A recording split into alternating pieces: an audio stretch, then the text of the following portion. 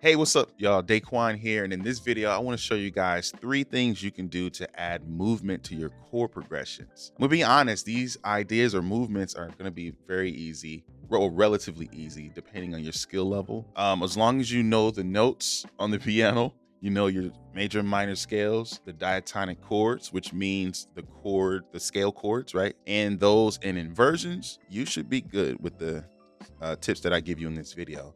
If you want to go in depth with any of those topics that I just said, I have full courses over in DB Music Academy that can help you. All right. But in this video, I want to give you 3 steps. Okay. A lot of times when we're hearing musicians play, right, or when we're searching for ideas, we often go for that level 10 stuff. And to be honest, a lot of the instructors teach level 10 stuff, myself included.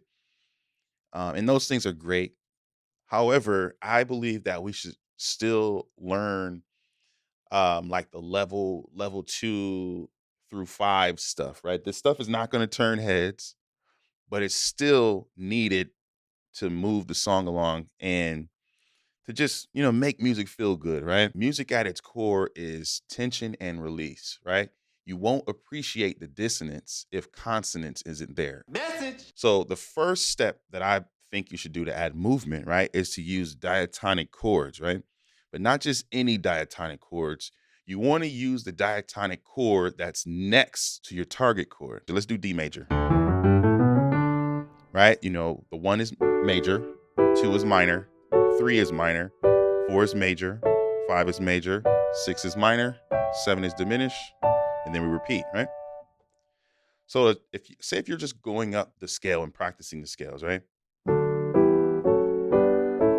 Or the chords of the scale. Instead of doing that, what you can do is play the diatonic chord next to the one you're on. So if we're on the 1, which is D major, in my left hand, I would play just a triad in root position, okay? And I would play the 2 first. Something like that, just very simple, okay? So what I want you to do is practice this with me. Take the 2 in your right hand, play it with the 1 in your left hand. All right, and then resolve it to the chord that you're on, which is the 1. All right. So now we're going to do it for the next chord. So the next chord is the 2, which is E minor. We're going to play that in our left hand. Then our right hand is going to play the following chord, which is the 3, F sharp minor in this key. All right. Sounds cool, right? Once again, level 2, level 3 type stuff, not level 10. All right. So now the next chord in the scale is F sharp minor. We're going to play the following scale tone, which is G major. All right. Oh, no flams. Right. Okay. Now let's move to the 4. We're going to play the 5 in our right hand. Okay. Move to the 5 in our left hand, which is A major. We're going to play the 6, B minor. Okay, now we're going to go to the 6 in our left hand, B minor, and then the 7 is a C sharp diminished. All right, now we're going to go to diminished, which is a 7. Then we're going to play the 1. All right. Okay, so that's very straightforward. All right, I'm going to show you guys how to use this in chord progressions a little bit later, but hang tight. So now the next thing you could do with this is play the inversions, right? We did the root position 1, and we're going to do the same thing, but in inversions. Not so much in the left hand, but in the right hand. So something like this. So if we do keep the root position chord in our left hand, all we're doing is focusing on the inversions in our right. So 2, 1, right? We can do, we can start with second. Let's do second inversion. So you see it's already coming together, right? 2. Okay. All right.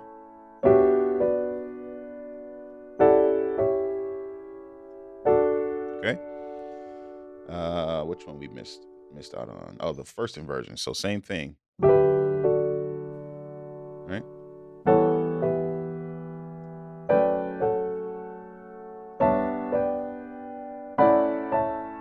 Okay.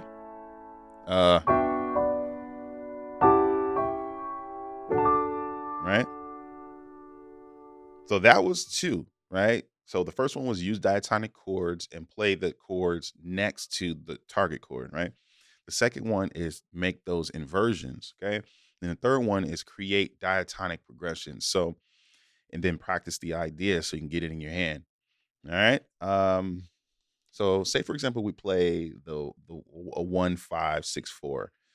We have D major, we have A major, B minor to G major. Okay.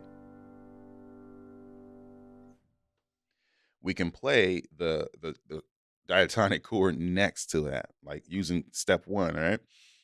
So for example, here we go. We can choose whatever inversion we want. So let's do second inversion. So something like this. 2, 3.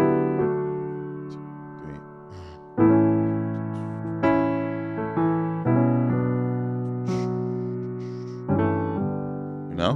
See?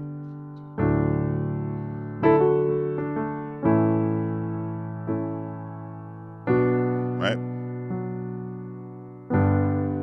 Okay. So one more time. Right? A little low, but hopefully you get the point. Let's play a little higher.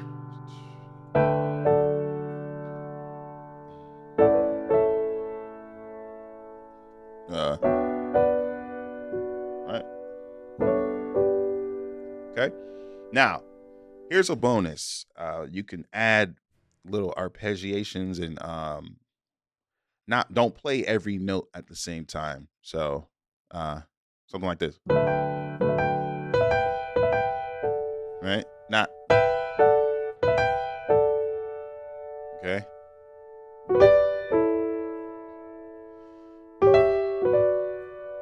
Right? That that's the sauce that you need. It's not gonna change the flavor of the chord, if you will, but it's just gonna add enough to just bring out what's already there. All right. So something like that.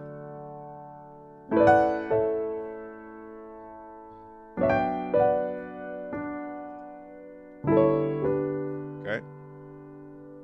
So I'm doing a lot of like voice leading. I'm changing the chords in my left hand to, keep things smoother. But if you are not really solid with that, just play all of the chords in root position in your left hand. Okay. Or just play 1 5 1. Just like that.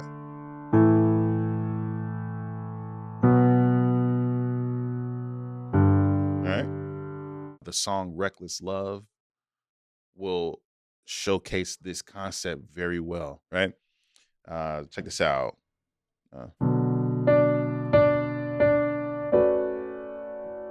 Right?